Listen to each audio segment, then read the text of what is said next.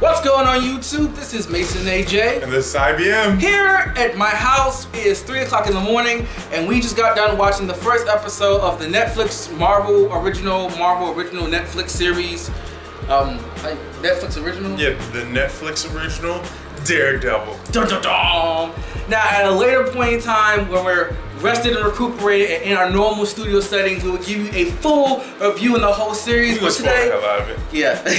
Like spoiled chicken left out on the kitchen counter late at night, but we right now roaches and everything. No, we ain't gonna get no roaches.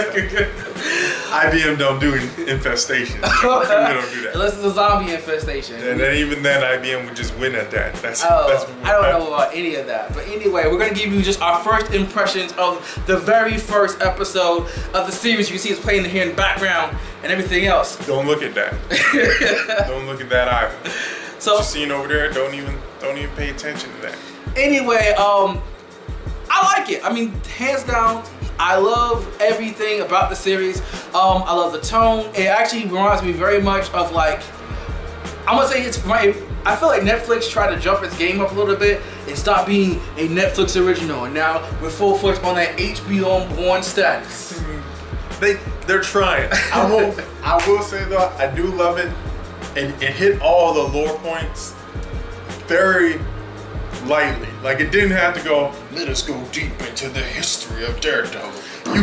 You have to know that the first issue came out in 1919 during World War I, when people used to wear red devil masks and scare Hitler and all kinds of stuff. Like, it didn't have to go into any of that, which was perfect. It gave you just enough, even if you weren't a comic book fan.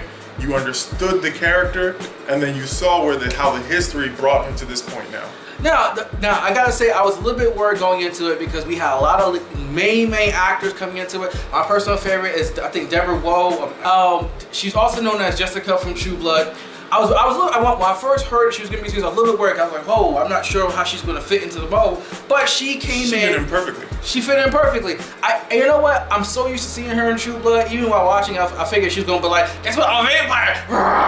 Daredevil would have still fought her and did his due diligence, because that whole hearing thing, man, that put him on a whole nother level. No, I don't know if she was just beating, she was still kind of like untrained vampire. It depends on what point in True Blood. But anyway, back to Daredevil. No, anyway, now like I said, one thing I really did like about the series in general was Daredevil, aka Matt Murdock, didn't feel like too much. When the fight scenes, they were extremely well choreographed. They were smooth. They were elegant. They didn't feel inhuman. Yeah, because Arrow sometimes feels like a superhuman sometimes. Yeah, sometimes I do look like, okay, Arrow. No offense, you're kind of like a 180, maybe 190, probably like 5'10" dude. I ain't trying to front. Clearly, who they brought into this scene is like 6'8", like 300 pounds. Yeah, dude, I ain't trying to front. He kind of bodied you at that moment. Not saying that you didn't react and fight back, but for you to just brace him off and be like, you ain't nothing. Yeah, I don't believe that. Because I'm bow and arrow Batman. Exactly. And on top of that, on top of all the fight scenes and everything, he felt like a new hero. True. He didn't feel like, oh man, I'm so cool when I'm Daredevil and I automatically know what I'm doing. Because I ain't trying to front. Arrow, I love him, but sometimes I was looking like, Arrow, it's like season 1, you kind of like really smoothed out really quickly. Well, no. I mean, don't get me wrong, you got trained on the island, but I still full-fledged kind of wanted to see you like, oh man, sorry, my arrow accidentally killed random guy number 4. I don't know about all that, but now I gotta say, Matt Murdock is so charming, like so charming. Like I feel like if I was a woman, he could almost sweet talk me out of my pants a little bit. I don't know anything about that, but I will say I do feel like, Matt Murdock, if I was trying to bring these girls around to just smash, you kind of would be a problem. Even though you're blind, I'd still probably punch you in the face. Like, I'd be like, or we would team up and you would be my blind wingman, but then with your charming level, it's clearly like, I hit a gold mine here. Now Matt Murdock, you sided with IBM. Now, perfect. Now, one thing I don't like is I feel like this is just a reflection on the modern day world that we live in. We already know who the Kingpin is. We already know that the Kingpin is a major figure within the Daredevil community /lore/history, however you want to knock it down. And now for them, and once again, it's only the first episode. For them to be playing up as a big bad mysterious figure, dude, we know who the actor is. We know who it is. Don't even worry. Yeah, we know who the actor is. We know who the Kingpin is. Yeah. We know what happens. I don't feel like the mystery of that should have been played up. Now, if as media people, if we had kept that down low.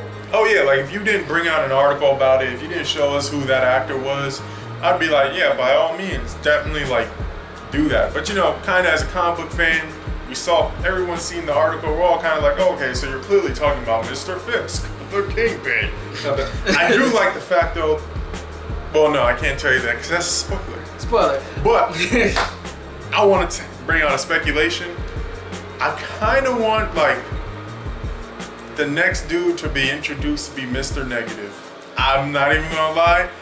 I want it to be like, I want it to be kept very street level, but like even if they bring in like street level powers, like Agents of S.H.I.E.L.D., bring in all the top powers you can. That's S.H.I.E.L.D., you know?